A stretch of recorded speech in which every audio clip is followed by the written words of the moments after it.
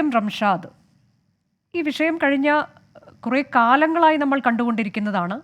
അതിൽ പ്രതിഷേധം എല്ലാ തവണയും ഉണ്ടാകുന്നുണ്ട്. ഇക്കുറിയും പല ഘട്ടങ്ങളിലായി പല വിദ്യാർത്ഥി സംഘടനകൾ പ്രതിഷേധിക്കുന്നതും നമ്മൾ കണ്ടു. ഇന്നും ഇപ്പോൾ തുടക്കത്തിൽ കാണിച്ച ദൃശ്യങ്ങൾ അതിൻ്റേത് തന്നെയാണ്. ഇത് കഴിഞ്ഞ ദിവസം നിയമസഭയിൽ ഈ വിഷയം അടിയന്തര പ്രമേയമായി എൻ ഷംസുദ്ദീൻ MLA അത് ഈ വിഷയം ഉന്നയിച്ചതാണ്. അപ്പോൾ അതിന് ചില മറുപടികൾ വിദ്യാഭ്യാസ മന്ത്രി നൽകുന്നത് നമ്മൾ കണ്ടു. എന്നാൽ അത് മന്ത്രി നൽകിയ കണക്കും വെബ്സൈറ്റിലെ കണക്കുമായി പോലും പൊരുത്തപ്പെടുന്നില്ല എന്നതൊക്കെ അന്ന് തന്നെ വാർത്തയായി വന്നതുമാണ്. പക്ഷേ അതിനുശേഷം PK കുഞ്ഞാലിക്കുട്ടിയുടെ നേതൃത്വത്തിൽ മുഖ്യമന്ത്രിയെ ഈ വിഷയത്തിൽ നേരിട്ട് കണ്ടു. എത്രത്തോളം രൂക്ഷമാണ് പ്രതിസന്ധിയെന്ന് പറയുകയും ഒക്കെ ചെയ്തു. അത് പരിശോധിക്കാമെന്ന് മുഖ്യമന്ത്രി പറഞ്ഞു. ഇതെല്ലാം കഴിഞ്ഞിട്ടുള്ള ഇന്നത്തെ കണക്കാണ്. ഞാനത് ഒരിക്കൽ കൂടി ഒന്ന് പറയാം.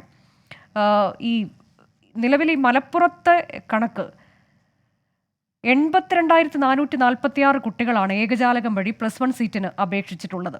ജില്ലയിൽ ആകെയുള്ള മെറിറ്റ് സീറ്റിൻ്റെ എണ്ണം 50,080. 3 ഘട്ടങ്ങളിലായി 50,036 പേർക്ക് പ്രവേശനം കിട്ടി. ഇനി കാത്തിരിക്കുന്നത് 32,410 കുട്ടികളാണ്.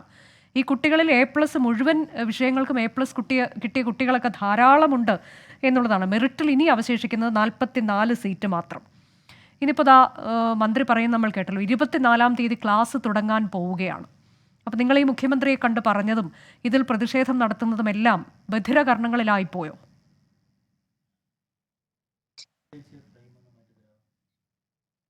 ഇവിടെ കേൾക്കുന്നുണ്ടല്ലോ അല്ലേ? കേൾക്കുന്നുണ്ടല്ലോ.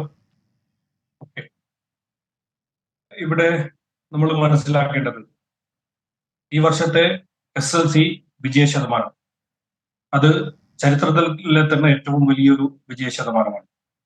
കഴിഞ്ഞ വർഷവും സമാനമായ വിജയ ശതമാനം ഉണ്ടായിരുന്നു, അതിന് മുമ്പൊക്കെ ഉണ്ടായിരുന്നു. ഈ വിജയ ശതമാനം ഉണ്ടാവുമ്പോൾ പല CPM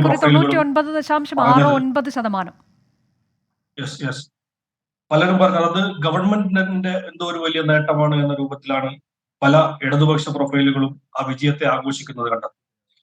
യഥാർത്ഥത്തിൽ ഈ വിജയം എന്ന് പറയുന്നത് ഗവൺമെന്റിന്റെ നേട്ടമാണോ? ഒരിക്കലുമല്ല.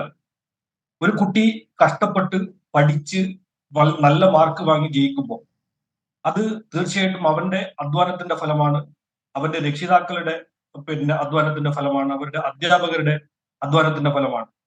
അവര് വലിയ സ്വപ്നങ്ങൾ, ജീവിതത്തിൽ ഉന്നതങ്ങളിലേക്ക് എത്തണമെന്ന് വലിയ സ്വപ്നങ്ങൾ കണ്ട് അവര് കഷ്ടപ്പെട്ട് പഠിച്ച് വലിയ മാർക്ക് വാങ്ങി ജയിക്കുന്നു. അങ്ങനെ ജയിക്കുന്ന കുട്ടികൾക്ക് ഇവിടെ ഗവൺമെന്റിന്റെ ഉത്തരവാദിത്തം എന്താണ്? അങ്ങനെ ജയിക്കുന്ന കുട്ടികൾക്ക് അവർക്ക് തുടർ പഠനത്തിനുള്ള സാഹചര്യം ഉണ്ടാക്കി കൊടുക്കുക എന്നതാണ് ഒരു ഗവൺമെന്റിനെ സംബന്ധിച്ചിടത്തോളം അവരുടെ ഉത്തരവാദിത്തം എന്ന് പറയുന്നത്. ഗവൺമെന്റ് ഈ ഉത്തരവാദിത്തം നിർവഹിക്കുന്നുണ്ടോ എന്നതാണ് ചോദ്യം.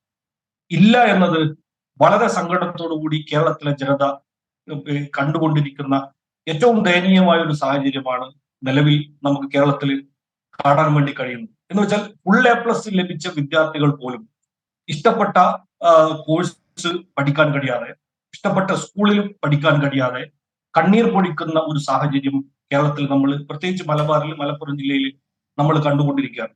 നോക്കൂ, ഫുൾ A+ നേടി ജയിക്കുക എന്ന് പറയുന്നത് ആ കുട്ടി എത്ര കഷ്ടപ്പെട്ടിട്ടാണ് പഠിച്ചിട്ടുണ്ടാവുക, ഏതെല്ലാം സാഹചര്യങ്ങളെയാണ് ആ കുട്ടി അതിജീവിച്ചിട്ടുണ്ടാവുക. എന്നിട്ട് ആ കുട്ടി കാണുന്നത് അങ്ങനെ ഫുൾ A+ നേടുന്നത് എന്തിനാണ്? ഇഷ്ടപ്പെട്ട കോഴ്സ് പഠിക്കണം, ഇഷ്ടപ്പെട്ട സ്കൂളിൽ അഡ്മിഷൻ നേടണം, അതിനുവേണ്ടിയാണ് കഷ്ടപ്പെട്ട് പഠിക്കുന്നത്, മാർക്ക് വാങ്ങുന്നത് അതിനു വേണ്ടിയാണ്.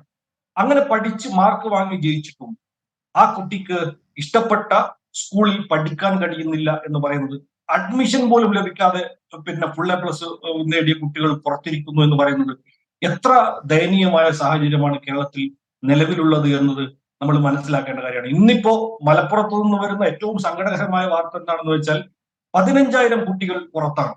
15,000 കുട്ടികൾ ഉറപ്പായും, ഈ മന്ത്രി പറയുന്നത് പോലെ അൺഎയ്ഡഡിന്റെ കണക്കെടുത്താൽ തന്നെയും 15,000-ഓളം കുട്ടികൾ പുറത്തു നിൽക്കുന്ന +1 SSLC പരീക്ഷയിൽ ഉന്നത വിജയം നേടി +1 പഠിക്കാൻ കഴിയാതെ പുറത്തു നിൽക്കുന്ന ഒരു സാഹചര്യമാണ് ഇപ്പൊ മലപ്പുറത്ത് കാണാൻ കഴിയുന്നത്.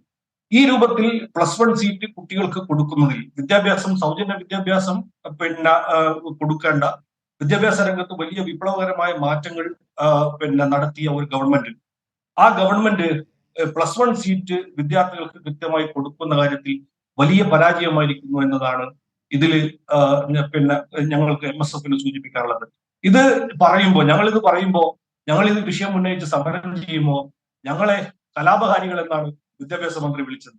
കലാപകാരികൾ എന്ന് വിളിക്കുന്നത് വിദ്യാഭ്യാസ മന്ത്രി എന്ന് പറയട്ടെ, അദ്ദേഹത്തിന്റെ ഒരു നിലവാരം അനുസരിച്ച് അദ്ദേഹം അത് പറയട്ടെ. പക്ഷേ എന്തൊക്കെ വന്നാലും എന്തൊക്കെ വിളിച്ചാലും എന്തെല്ലാം അധിക്ഷേപങ്ങൾ ഈ വിദ്യാഭ്യാസ മന്ത്രി CPM, LDF, MSFനെതിരെ പറഞ്ഞാലും ഈ കുട്ടികളുടെ നീതി നിഷേധിക്കപ്പെട്ട ഈ കുട്ടികളുടെ അവകാശ സംരക്ഷണത്തിന് വേണ്ടി അവസാനം വരെ പൊരുതുമെന്ന് തന്നെയാണ് MSFന് ഈ വിഷയത്തിൽ സൂചിപ്പിക്കാനുള്ളത്.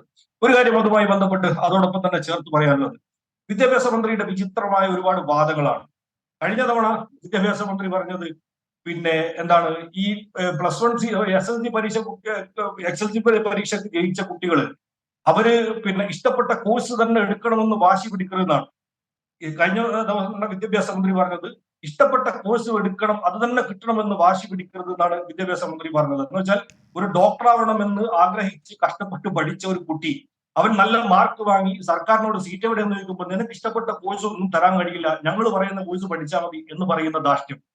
ഈ തവണ വിദ്യാഭ്യാസ മന്ത്രി പറഞ്ഞത് ഇഷ്ടപ്പെട്ട സ്കൂളിൽ അഡ്മിഷൻ കിട്ടണമെന്ന് വാശി പിടിക്കരുതെന്നാണ്. എന്ന് വെച്ചാൽ ഈ കുട്ടി പഠിക്കുന്ന നല്ല അക്കാഡമിക്കൽ നിലവാരമുള്ള ഒരു സ്കൂളിൽ ഒരു കുട്ടി പഠിക്കണം, ഒരു സർക്കാർ സ്കൂളിൽ ഒരു കുട്ടി പഠിക്കണം എന്ന് ആഗ്രഹിക്കുമ്പോൾ ആ കുട്ടിയോട് പറയണം അതൊന്നും നടക്കില്ല, ഞങ്ങൾ പറയുന്ന സ്കൂൾ പഠിച്ചാൽ മതി എന്ന് പറയുന്ന ധാർഷ്ട്യം. ഇത്തരത്തിൽ വിചിത്രമായ വാദങ്ങൾ ഈ കഷ്ടപ്പെട്ട് പഠിച്ച് സീറ്റില്ലാതെ കണ്ണീർ പൊടിക്കുന്ന കുട്ടികളോട് ഏറ്റവും ധാർഷ്ട്യത്തോടെ അവരെ പരിഹസിക്കുന്ന ഗവൺമെന്റിന്റെ ഈ സമീപനം അത് തിരുത്തണം. അത് തിരുത്തുന്നതുവരെയുള്ള ശക്തമായ പ്രക്ഷോഭ പരിപാടികൾ MSF ഉണ്ടാവുമെന്നാണ് എനിക്ക് സൂചിപ്പിക്കാനുള്ളത്.